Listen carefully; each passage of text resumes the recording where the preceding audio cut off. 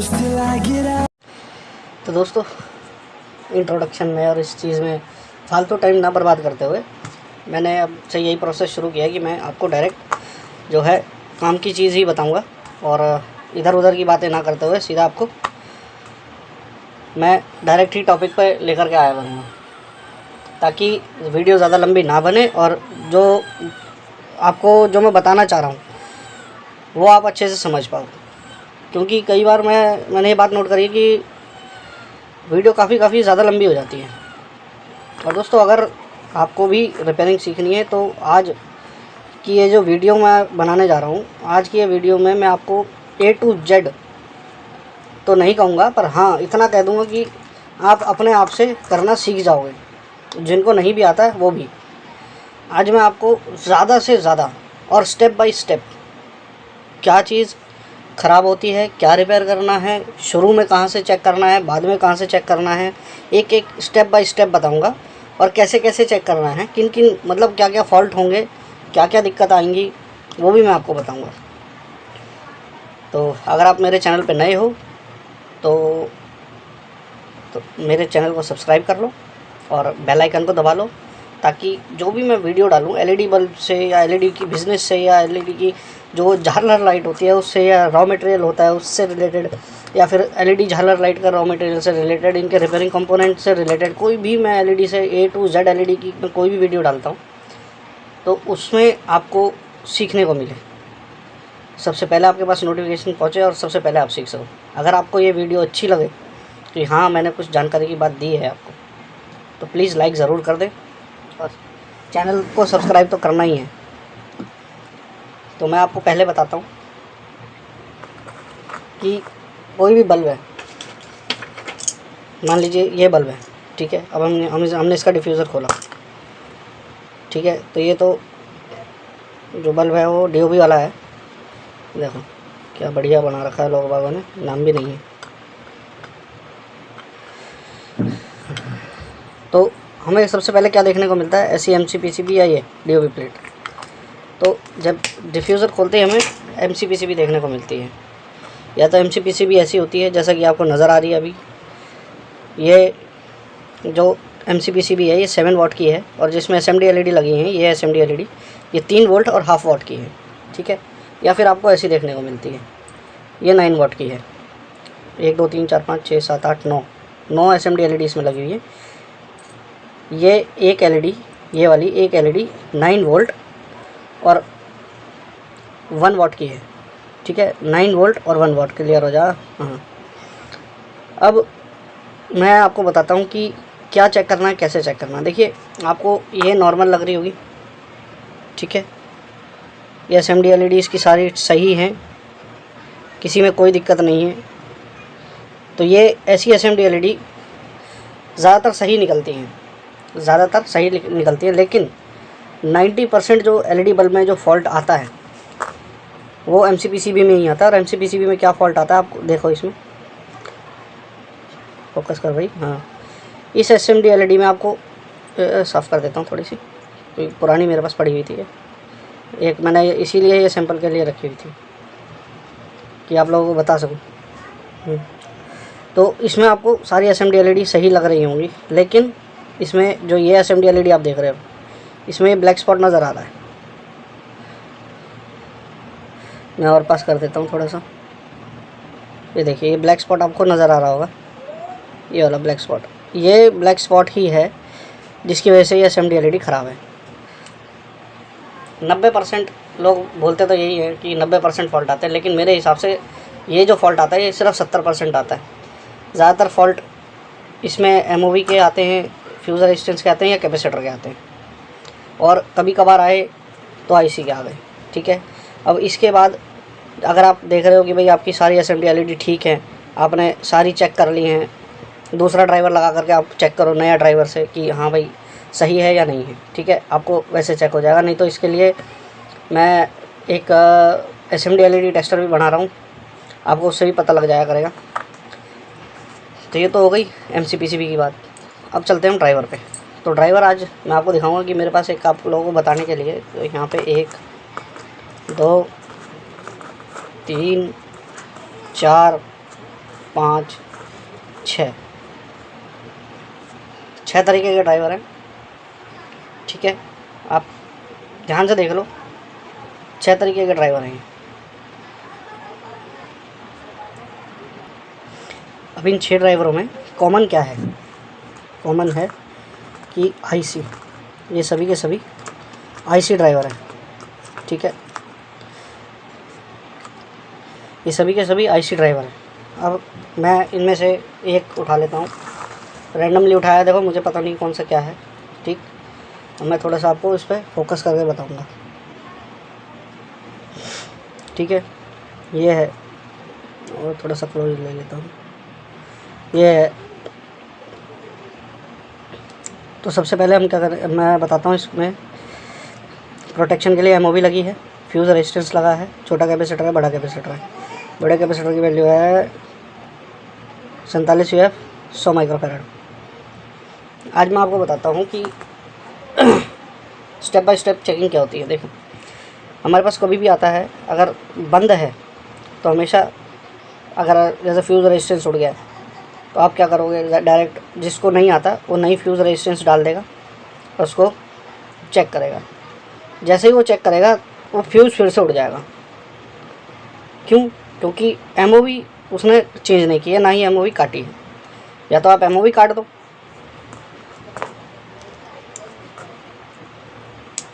ये लो, या तो आप इसमें से ये एमओवी काट दो।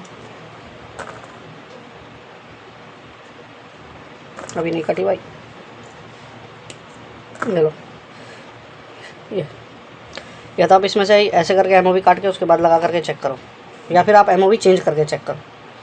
ठीक है, ये पहला फॉल्ट हो गया, क्योंकि यहाँ से ये एसी में करंट नहीं जाने देगा। दूसरा फॉल्ट क्या आता है मैं बताता हूँ। दूसरा फॉल्ट आता है हमारा, दूसरा जो चेकिंग होती है, यहाँ पे एसी और इधर ये डीसी। आपको थोड़ा सा मैं क्लियर करके दिखा देता हूँ, आपको पता लग जाएगा डीसी कैसे देखते हैं। आपको यहाँ पे प्लस दिख रहा होगा और यहाँ माइनस दिख रहा है ना। ये देखो, इधर प्लस, इधर माइनस, और यहाँ पे ये एसी के निशान है। ये एसी के सिंबल होते हैं, ये माइनस होता है, ये प्लस होता है। ठीक है, तो ये प्लस माइनस यहाँ पे आपको चेक करना है। अगर आपके पास 220 वोल्ट एसी के आ रहे हैं तो ये इसको करीबन 270 से 280 आपको डीसी में आउटपुट देना चाहिए। 300 तक भी डीसी में आउटपुट देगा तो ठीक है। ठीक है, उसके बाद बारी आती है यहाँ से चलते हुए इन, ये जो पीएफ लगा हुआ है इस पर, जो इसका काम होता है स्पाइक कंट्रोल करना। एसएमडी डायोड, जो ये ब्रिज रेक्टिफायर लगा है, सॉरी, ये जो ब्रिज रेक्टिफायर लगा है, इसका काम है एसी को डीसी में कन्वर्ट करना। ठीक, डीसी को यहाँ से कन्वर्ट करने के बाद ये जो डीसी में जो एकदम जो कन्वर्ट होता है, तो यहाँ पे ये पीएफ इसीलिए लगा है कि जो एक स्पाइक आती है कि एकदम डीसी कन्वर्ट होकर के आई, ये उसको एब्जॉर्ब कर लेता है अपने अंदर। ये जो पीएफ है उसको अपने अंदर एब्जॉर्ब कर लेता है। ये छोटा कैपेसिटर, इसका फॉल्ट आता है ब्लिंकिंग का। ये ख़राब हो जाएगा तो आपके बल्ब में ब्लिंकिंग हो जाएगी। ज़्यादातर क्या आता है कि इसमें ये ड्राई सोल्ड हो गया होता है, इसकी सोल्डरिंग जो है वो छूट जाती है कभी कभार हीट होने से भी। उसके बाद आता है आईसी का फंक्शन। अब आईसी में देखो, इलेक्ट्रॉनिक्स जो जानता है उसके लिए ठीक है, जिसको नहीं पता है मैं डायरेक्ट अभी बता देता हूँ कि आपको ये कैसे चेक करनी है आईसी। अब मैं पिन आउट आपको बताऊँ, भाई ये ड्रेन पिन कौन सी है, करंट सेंस पिन कौन सी है, इसमें क्या नाम है, सिग्नल पिन कौन सी है, तो वो उतना बताने का, देखो जो इलेक्ट्रॉनिक्स का काम नहीं जानता उनको डायरेक्ट ही बता देता हूँ मैं। आपने क्या करना है, आपको यहाँ पे सीरीज़ से सप्लाई देनी है, और सीरीज़ से सप्लाई देने के बाद यहाँ पे एमसीपीसी भी जुड़ी होगी। ठीक है, यहाँ से तार निकल के एमसीपीसी भी जुड़ी होगी। आपको क्या करना है, अगर आपकी आईसी ख़राब है तो आप जब ऐसे शॉर्ट करोगे, जैसे ये आप देख रहे हो, ये जो आईसी है ये 7 लेग्स है। देखो, ये 7 लेग की आईसी है, 4 इस तरफ है और 2 इस तरफ है और 1 इधर है। ठीक है, कईयों में 8 लेग की भी आईसी होती है, जैसे इस वाले ड्राइवर में 8 लेग की आईसी है। इसमें दिख रही होगी आपको 8 लेग है, तो इसमें 2 लेग ये वाली और 2 लेग ये वाली, इन दोनों लेगों को ऐसे शॉर्ट करना है। ये 2 लेग आपस में शॉर्ट होती है और ये 2 लेग आपस में। ठीक है, आपको इन, अब ये एक लेग ये हो गई, एक लेग ये हो गई, क्योंकि ये दोनों आपस में शॉर्ट है और ये दोनों आपस में शॉर्ट है, तो एक लेग ये मान लेते हैं, एक लेग ये मान लेते हैं, और इसको यहाँ पे ऐसे शॉर्ट करेंगे। अगर आपका एलईडी बल्ब ग्लो करता है तो इसका मतलब आपका जो आईसी है वो ख़राब हो चुकी है। ठीक है, वापसी पुराने ड्राइवर पे आते हैं। इसमें भी ऐसे करना है आपको, यहाँ पे ऐसे टच करवाना है, शॉर्ट करना है इसको। अगर आपकी एमसीपीसी भी जल जाती है, बल्ब ग्लो कर जाता है, तो आपकी आईसी ख़राब है। ठीक है, दूसरा मैं इसमें बताता हूँ कैपेसिटर का उड़ना। कैपेसिटर उड़ जाता है। अच्छा, कैपेसिटर उड़ने से हमारी जो एसएमडी एलईडी है वो भी ख़राब होती है। अगर एसएमडी एलईडी उड़ी है तो अंदर कैपेसिटर हीट होता है। अब ये हीटिंग प्रॉब्लम क्यों आती है? देखो, गलत कैपेसिटर लगने से ये हीटिंग प्रॉब्लम आती है। अब मैं सही कैपेसिटर कौन सा लगाना है, अब आप ये पूछोगे। अब मैं आपको बताता हूँ कि जो 9 वोल्ट की एसएमडी एलईडी होती है 1 वाट की, इसमें आपको जो कैपेसिटर लगेगा वो 100 वोल्ट लगेगा। ठीक है, 100 वोल्ट का कैपेसिटर इसमें लगेगा।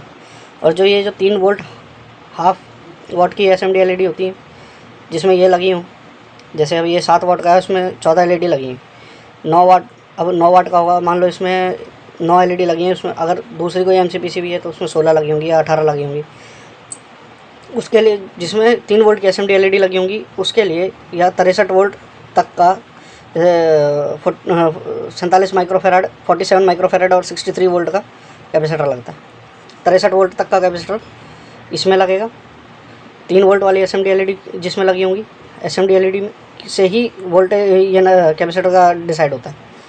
और जिसमें 9 वोल्ट होंगी, मतलब 9 वोल्ट की एसएमडी एलईडी 1 वाट की लगी होगी, उसमें 100 वोल्ट का कैपेसिटर लगेगा।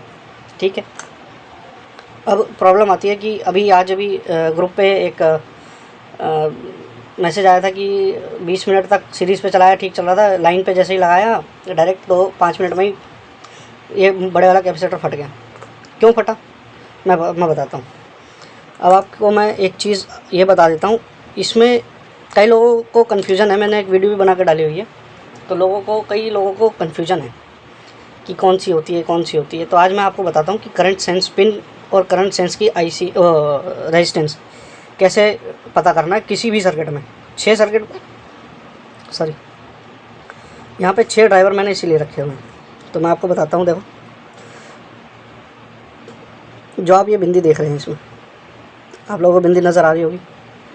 ठीक है, मैं दूसरा ड्राइवर उठा लेता हूँ, 8 लैग वाला, कहाँ गया, ये रहा। ठीक है, इसमें यहाँ पे ये बिंदी नज़र आ रही होगी। ठीक है,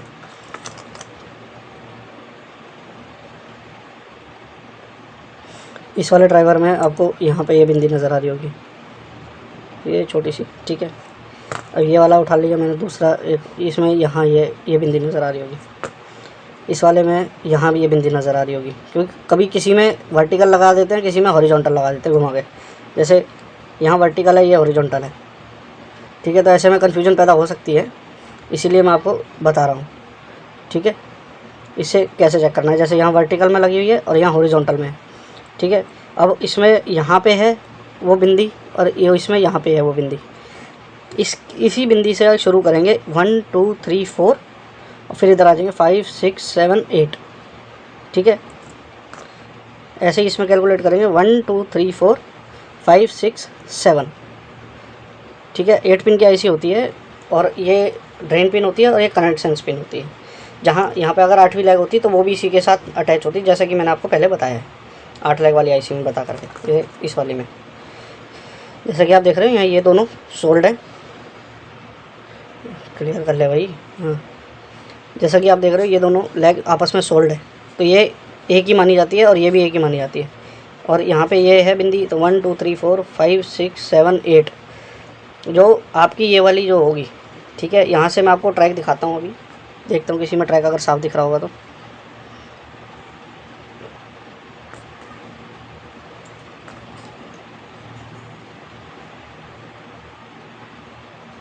ये देखो, इसमें ये ट्रैक साफ दिख रहा है।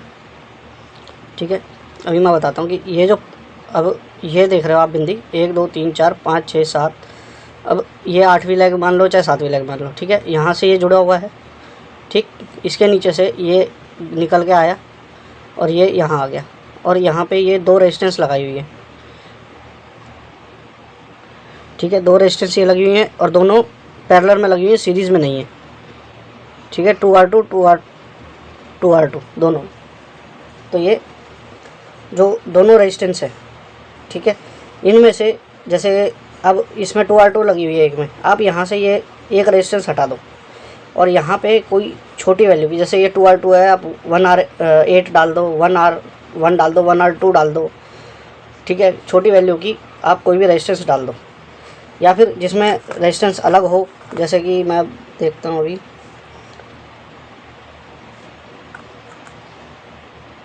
जैसे इस ड्राइवर में है, ठीक है।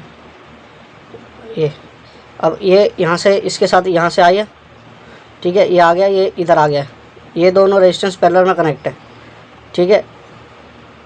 तो इस 3 रेजिस्टेंस कनेक्ट हैं, 1 2 और ये 3, ठीक है।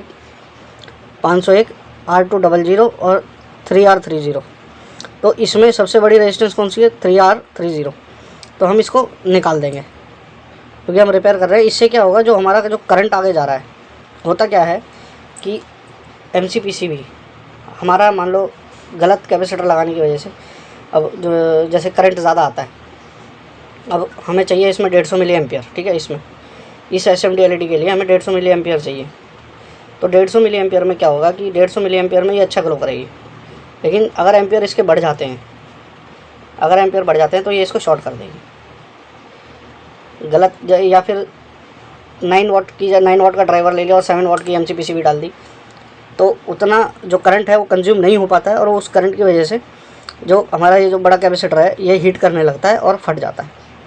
तो इसीलिए जो ये ज़्यादा वैल्यू की, जैसे ये 3R30 आप देख रहे हो, सेंटर में ला करके दिखा दूँ, 3R30 जो देख रहे हो, हम इसको निकाल देंगे तो ये करंट इसका कम हो जाएगा। अगर फिर भी करंट ज़्यादा आता है, फिर भी उसने एक आधी SMD LED फिर भी उड़ गई है और तब भी हीट हो रहा बड़ा कैपेसिटर, तो एक और निकाल देंगे 2R20 की, क्योंकि इसमें 501 सबसे छोटी SMD LED है। उससे आपकी ये प्रॉब्लम भी सॉल्व हो जाएगी, ठीक है। ट्रांसफार्मर की कभी कभी लूजिंग आती है, और लूजिंग या फिर जो ट्रैक होते हैं, आप एक बार उसको चेक कर लो, ट्रैक तो कहीं फूका हुआ नहीं है, कहीं से ट्रैक तो नहीं उड़ गया है, या कोई दिक्कत तो नहीं हो गई। कभी कभार ये SMD LED, ये जो SMD कैपेसिटर देख रहे हो आप, SMD PF, इसकी वजह से भी ब्लिंकिंग आती है।